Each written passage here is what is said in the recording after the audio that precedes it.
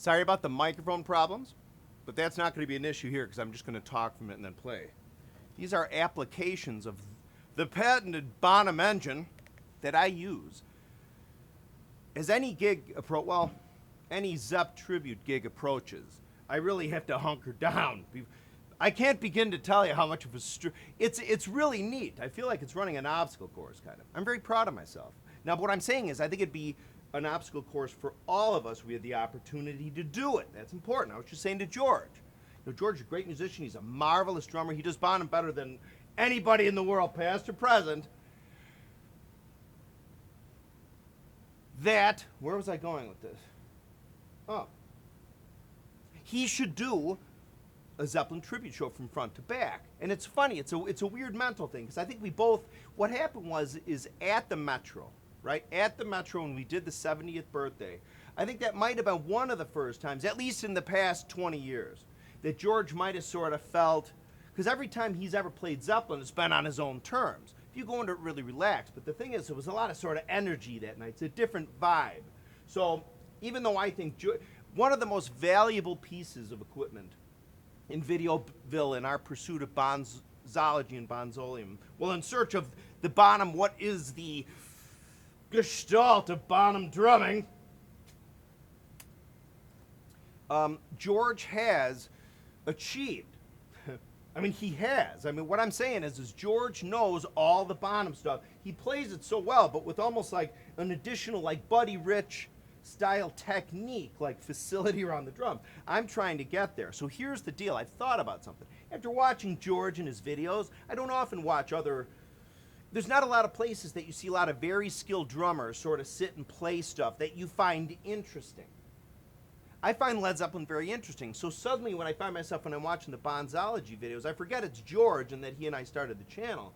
And I watch how somebody who's really been playing a long time, who has their shite together in technique department, really plays it. Versus sometimes I go out there, I know personally that I'm trying to change, with like a soldier's, I gotta literally jump in the foxhole and it's like, Rrr. You know what I mean? Like I found myself when I was doing an immigrant song at Metro, I was adding stuff and I normally wouldn't have because I was just charged with, nervousness, I guess, would probably be the best words for me personally. So let me get to the exercise. It's the Bonham engine. Type in Bonham engine. You'll see my video. Patented trademark. But watch what I do. Remember, what I'm doing is I'm doing singles with all four limbs. Okay, a real quick primer. Right, left, right, left, right, left. And I'm doing the same with the feet. Right, left, right, left, right. But what makes it the Bonham engine, or at least what I'm talking about, is the right hand striking at the same time with the left foot and the left arm striking at the same time as the right foot. That's the difference. Crossover, crossover, crossover, crossover. See, now here's the thing. I'm going to tell you, even now, I get nervous sometimes. The act of observing disturbs the observed, and that is true. Okay? Thanks to Cecil Adams with frequent reminders by Steve Ganser, my pal. So, seriously, so what I found is what I'm doing, which I think this could be like a Rosetta Stone of like basic, somehow like God, like it's like so many drummers are so good and they kind of forget how they got there maybe. But there's a thing now where I feel like there's that this basic exercise might be like a Jack LaLanne shake. Or like, you sick of those drum bullies kicking sand on your face? This bizarre exercise, it's almost like a karate kata. Okay, remember what I said? Right arm, left foot. Left arm, right foot. And if you're on a left-handed kid, it'd be the opposite, right? And well, you do the same thing. It's just that the one had fallen in a different place, okay? Now, in this case, what's happening is the one, when I do 16 notes, don't be afraid of notes, just 1 E enda, 2 E enda, 3 E enda, 4 E enda. It's just this. Just like the one we got. Looks faster. Which, by the way, I think is a ripoff of Stuart Copeland's and the Police's Bring On the Night. Anyone else ever notice that? Bring On the Night on one window, and then the other one bring up One Winged Dove by, who? God Lover, great musician. But anyway, back to this. So remember, that's what we're doing. So what I'm trying to do is there's sort of a zone. Like, see how right now when I talk, actually, I think part of my brain, because I'm talking, it sucks some of the limited power I have in that particular part of the brain. But if you can really get to yourself to a point, like there's a time where you're almost doing it like you're getting lucky, kind of, in a sense that there's like a particular tempo that you can do it good at. Like, well, so hang on, like this. I'm gonna try and slow it down, but I often will fall into a triplet, which comes in very handy. See, this is what makes the Bonham engine so magical. But anyway, here's me. So the point is, okay, sometimes in Comfortableville, I'm going to say real fast, I try to do this as slow as I can while maintaining sort of a, see, I'm doing the crossover. So sometimes I'll start it out almost like a march. Now, even though it has a different feel, the same limbs are striking. And so if you kind of go like more relaxed and sped up, so here's the way that most people do it. Right, right, and then left, left.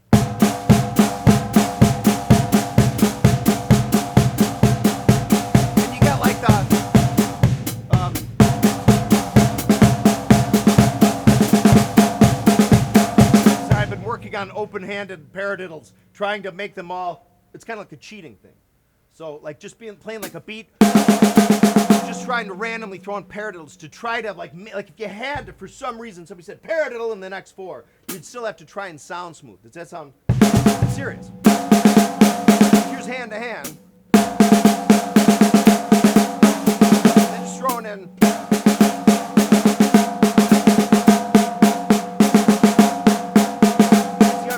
Intentionally also make it where you have like left, right, right, left, and then right, right, left, right. Oh, hopefully you know what I mean. But anyway, so back to what I do with this now to prepare for the John Bonham gig that's coming up, and also try to get my technique up to how an actual like drummer who really has their whole set and technique together might approach it. To me, I've realized it's an entirely different approach. Watch how suddenly my hands are like this.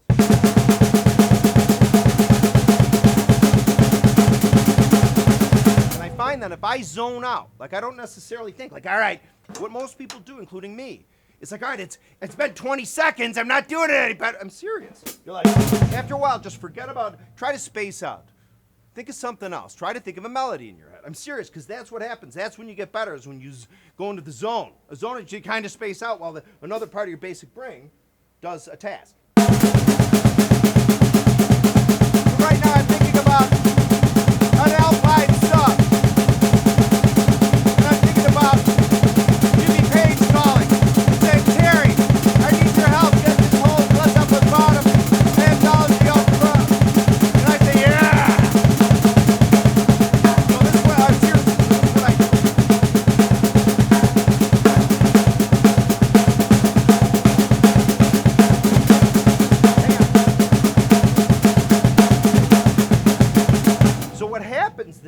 Is there's a point in John Bonham, Moby Dickville, I gotta make sure I'm talking to the mic, where Bonham, that very valuable piece of footage that somebody, God love him, should do this more on every piece of music in the whole world. It's like being able to slow the record down, but also seeing. It's invaluable. I don't know why people do it all the time. Whoever did the Bonham Moby Dick at 50% MIDI, that's what the video is called. Type in Bonham, M-I-D-I, 50%. You see Bonham doing bits of Moby Dick at Royal Albert Hall. Earl's Court, okay? And it's very telling. At a very slow speed, it sounds like this.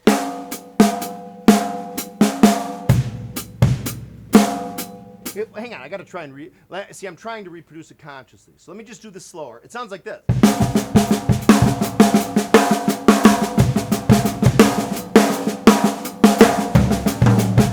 Bonham always, he's the master at doing this, which is the elusive secret to live Moby Dick, which I finally figured out. I've known he's always done it, but there's a part in it that I find really difficult because my left hand has to double while the right foot in the crossover. So instead of going, yeah, because that's what happens. It's like, so watch. Slow. Hear that? That last bass drum before is on the left. But what happens is Bonham throws a there a lot. Okay, you'll see it in the Bonham 50% MIDI. So it's like as a caricature, it's here, watch.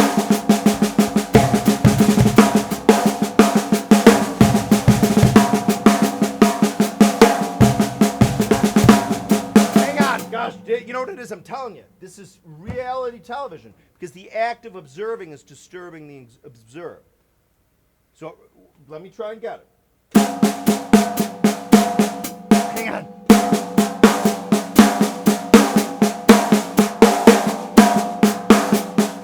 And wait, and I have to say this real fast because it's reminding me that there's a hell of a lot more of, without some double strokes going on, of this.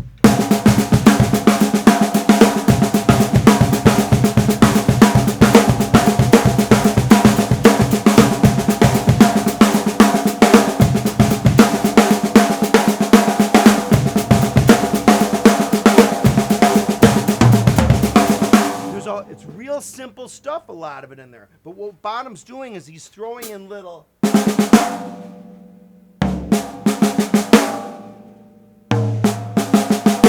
Watch the frickin' video and you will see, and it's really bizarre. When you slow it down, there's even some really sort of weird mistakes in there. They don't sound terrible at that slow speed, but you notice it. But when you speed it up, it still sounds good. Seriously, so remember, so my Bonham engine that I've been doing to try to get George-like technique and just be better doing the Led Zeppelin stuff and just being a better drummer, I guess, is keeping it in and relaxing, doing the engine that Derek Keating patented back in 2016.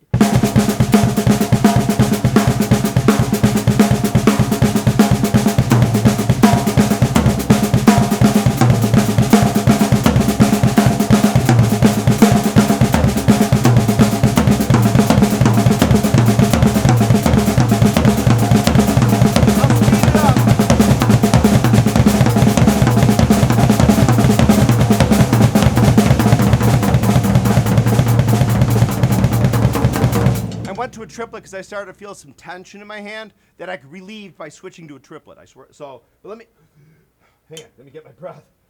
So go back to the engine.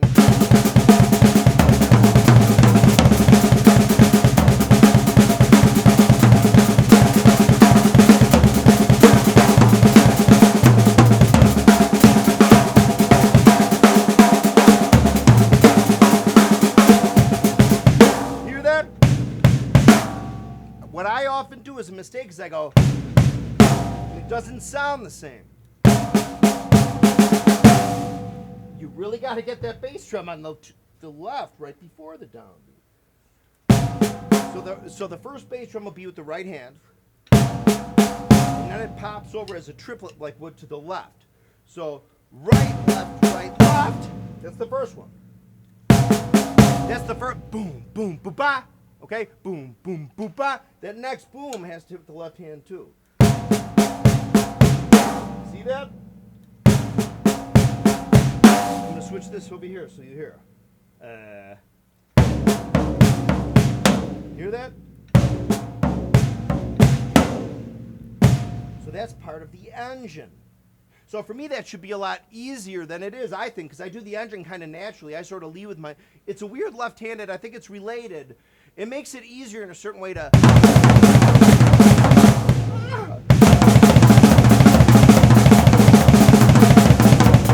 hang on, stop. You know what it is? I do that sometimes. When I'm trying to get my rock and roll up, I move my hi-hat closer, but then I start playing around the drums, and I smack my hand very hard. So anyway, so watch.